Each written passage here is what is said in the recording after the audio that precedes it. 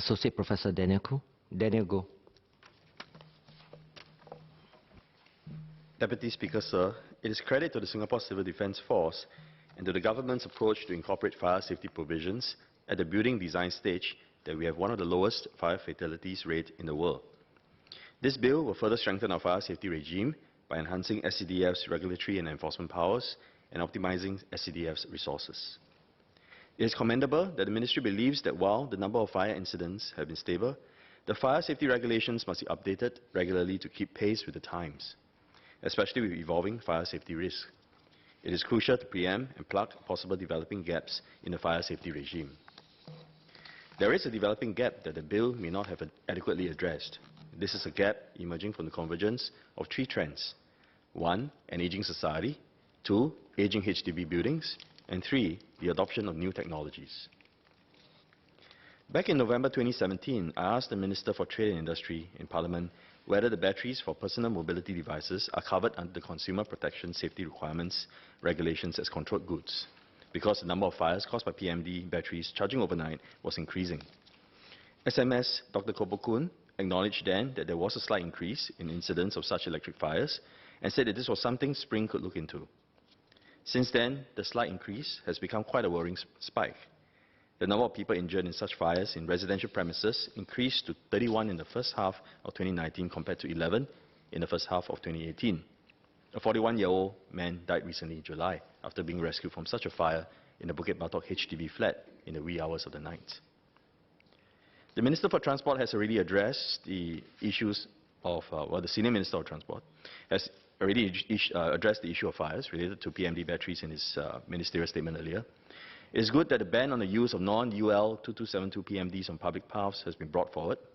Hopefully, this will greatly mitigate the problem of fires involving PMD batteries. But even as we solve this problem of PMD fires, there will be unexpected fire safety challenges cropping up in the near future in regards to the adoption of new technologies. Our homes are becoming charging points for all kinds of devices, and there will be more to come with the fast improving drone and smart home technologies.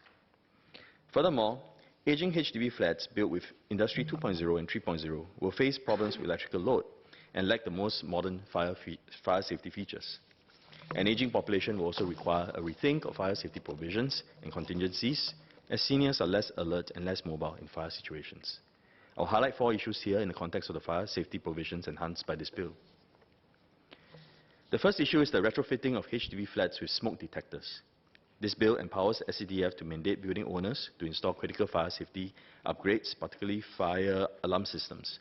It is said that SCDF will adopt a judicious, risk-based approach, and this provision is largely targeted at aging, commercial and industrial buildings. However, at the same time, the Ministry has acknowledged that it is important to install smoke detectors in residential buildings and has mandated the installation of the home fire alarm device in all new residential homes, including HDB flats, from June 2018. There is also an exercise to retrofit HFADs to benefit 50,000 needy households in public rental flats for free. If this is so important, would the SCDF work with HDB to retrofit all public housing flats with HFADs? If it has to be done in phases, as I imagine such a major exercise requires, flats that have undergone or are undergoing the HIP, the Home Improvement Program, renovations should be retrofitted first. This will benefit the vast majority of the population and protect most Singaporeans. After all, the PMD fires experience has shown us that neighbours are the ones who need to be alerted early to such quick and ferocious fires, even if the fires are contained by units designed as fire compartments. For example, in a PMD-related fire in a flat in Ang Mo Kio last month, 4 people had to be rescued from a neighbouring flat, while another 60 people were evacuated. Perhaps the smoke detector would have done the job of alerting the 4 people early to give them time to evacuate. The second issue is the consideration of upgrades to cater to seniors living in HDB blocks. The fire code has been revised to require super high-rise residential buildings which go beyond 40 stories to have refuge floors with holding areas at 20-story intervals and 2 fire lifts to facilitate evacuation of persons with disabilities and seniors by firefighters. However, even this may not be enough in view of aging HDB flats and the aging population. In a fire on the 48th floor at Pinnacle Duxton in May 2018, many residents, especially seniors, chose to use lifts to evacuate despite knowing the risk. A senior citizen aged 64 years walked down 3 floors before giving up and taking the lift. Many aging HDB blocks are 10 to 24 stories high. A senior citizen, like the one at Pinnacle Duxton, who gave up after walking down 3 floors, will face the same problem of evacuating an older, relatively low-rise HDB block. With the retrofitting of such blocks with refuge floors with holding areas, say at one of the staircase landing or fire lift lobby of common corridors every 4 to 5 stories, better cater to an aging society. We should also be more concerned with HDB studio apartment and 2-room blocks built for senior citizens. These blocks have smaller units that are packed more closely together, which means a fire could potentially spread more quickly compared to other HDB blocks. This is aggravated by the concentration of senior citizens in such blocks. I would like to ask the Minister whether the SCDF has a separate protocol or plan when it comes to fire incidents in studio apartment and 2-room HDB blocks housing senior citizens. I've made a point about retrofitting all HDB flats with smoke detectors. I believe studio apartment and 2-room HDB blocks should be prioritized for such retrofitting, as our senior citizens require protection most urgently. Furthermore, the SCDF should extend the HFAD assistance scheme to HDB dwellers, especially our senior citizens who reside in studio apartments and 2-room flats. The third issue is fire safety audit checks on HDB residential buildings. This bill will allow authorized third-party officers to conduct routine fire safety and building inspections, and these officers will wear body cameras and be subjected to SCDF audits. This is a good move, not only because it frees up SCDF officers for complex enforcement checks, but also because it allows SCDF to scale up routine fire safety checks. This means 2 things can be done for aging HDB flats. First, the frequency of routine fire safety checks can be increased for aging HDB flats. Second, SCDF officers can focus on mapping the specific fire risks of aging HDB blocks in light of the aging population, so that fire safety features can be customized for each block. As the Ministry would know, HDB block designs are very diverse because of our public housing placemaking efforts and efforts to cater to different demographic and income groups. But this also means that fire safety risks differ from block to block. Also, the actions of residents by placing items in common corridors or modifying their flats during renovations affect the fire safety risks differently. An aging population also means that more items will be placed in common areas and more renovations will be done. General rules will apply, but there will be varied situations that require on-the-ground interpretation. This will require SCDF to conduct more complex inspections. Other than mapping the fire risks of aging HDB blocks, there is also a need to map the specific risks of HDB blocks with aging residential profile.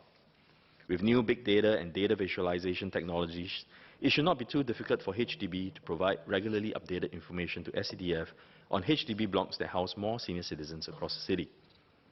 Armed with such knowledge, the SCDF and the police could deploy additional resources to assist in evacuation and support of senior citizens in the event of fire in blocks with higher concentrations of elderly residents. If this is going to be a protocol for the SCDF and the police, it will be important to communicate this to Singaporeans for peace of mind. The fourth issue is regarding the powers of SCDF officers to enter into HDB flats to investigate and intervene in fire safety violations. This bill will strengthen the SCDF's investigative powers and allow officers to enter any premises that may have evidence linked to FSA offences. The question is, will SCDF officers be empowered to enter into HDB flats to investigate fire safety violations, and what are the likely violations in such scenarios? I'm asking this because I've seen a few cases of hoarding while assisting with constituency work in Aljunied GRC, where HDB flats are piled up high with flammables such as newspapers and cardboard boxes. The residents responsible for the collecting and hoarding of such materials are usually suffering from mental illnesses. Neighbours are understandably very concerned about fire safety. Due to the stigmatization of mental illness, it has been difficult for many of the suffering residents to seek help themselves. Their family members are also at a loss.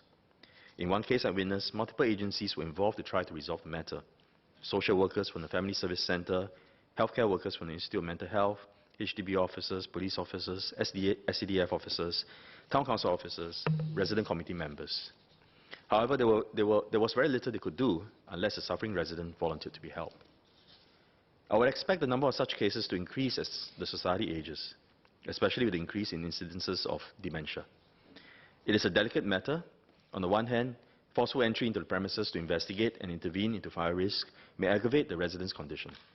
On the other hand, the resident and the neighbours cannot be expected to live with the fire risk indefinitely.